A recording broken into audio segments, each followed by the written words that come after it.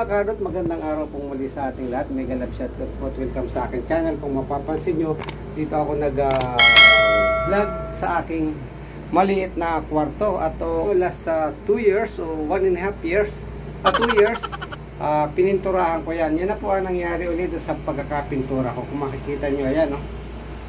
Nasira na ang aking kisame. Kaya, ang gagawin ko dito, papapalitan ko ng kisamihan dahil ang plywood lang naman. Dito naman sa gabi rito okay pa dyan, pipinturahan lang at doon sa gilid okay lang. Ito lang dalawang plywood na ito ang nasira, itong nasa mismong nasa tapat na ito.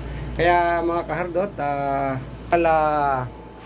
siyempre 5 araw yung bakasyon natin at pipinturahan ko itong buong kwarto na yan. Uhusayin ko ulit ito para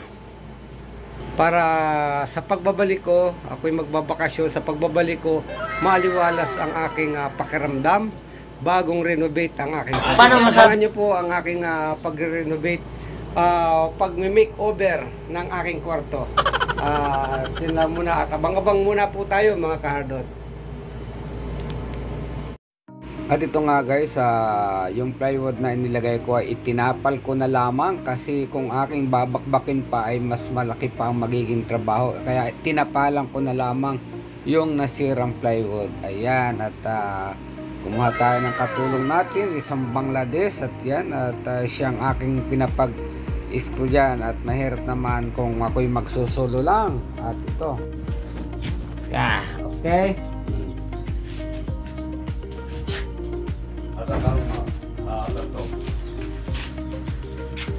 Guys, sabor dito. Sabor parahana.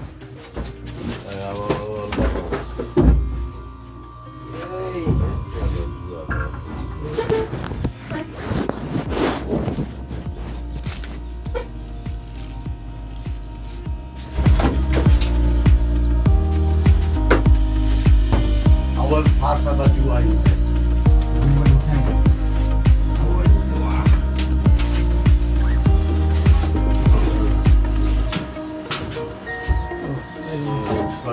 Sebab.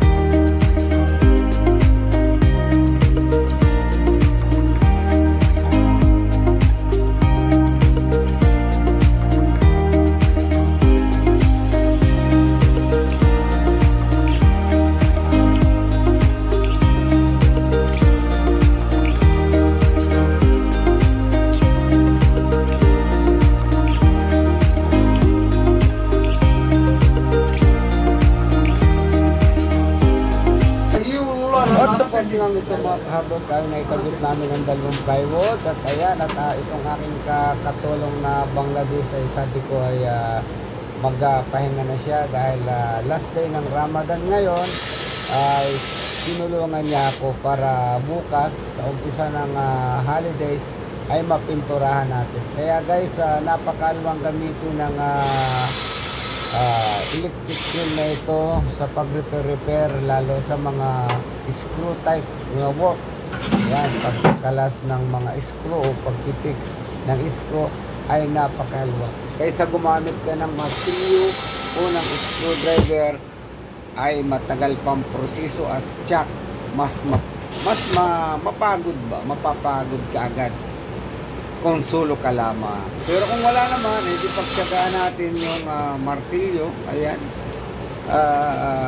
pako ang gamit natin, hindi screw. Ang ginamit po natin dito ay black screw, full thread. Ayan po. At tuloy po tayo sa panunood ng aking gawa nito mga kahabot.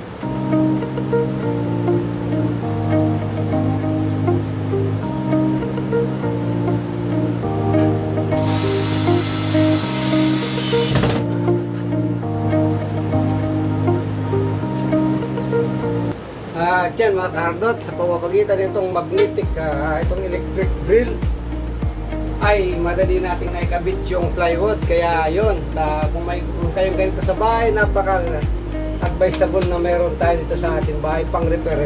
Ayan guys, at tuloy po tayo sa panonood. At yan ay kumplituhan na natin ng screw at pagpipinturahan natin yan bukas yung lahat na yan. Ayan, at 4 moments later. so, good morning po mga kahadot. Second day po ito ng aking pag-renovate. Ito po ang aking maliit na kwarto. Ayan, 3 meters by 3 meters. At ayan, at papipinturahan na po natin. Nilabas ko na po lahat yung aking mga gamit dyan. O, makita yun, malinis na. Kaya kailangan kong pinturahan ito ngayon. Ayan, tingnan nyo guys. Dito na sa labas lahat ng gamit. Ayan, nilabas ko na ang mga gumama, abubot, hanggang doon. Ayan. At yan po ay malilinis na. Ang papasok na lang dyan ay yung rep, lamisa, yung higaan ko, lahat hindi na papasok dyan. Panibagong makeover po ito ng aking kwarto ulit. Ayan. Pagamat hindi ayos ang ating pagkakakisame, pero pag napinturahan yan, magiging okay na yan mga kaharap. Ayan po. Ayan. At siyempre tatanggalin din natin itong ating ito, tatanggalin din natin ito. Tatanggalin din natin. Tanggalin po natin.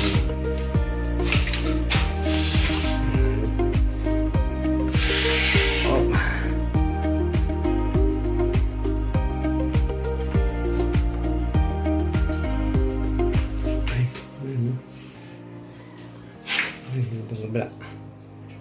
Yung kabila.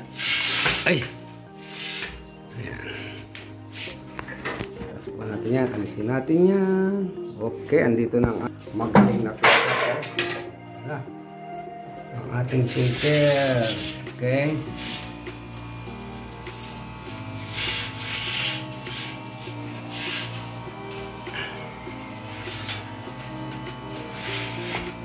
Tanggalin natin yan.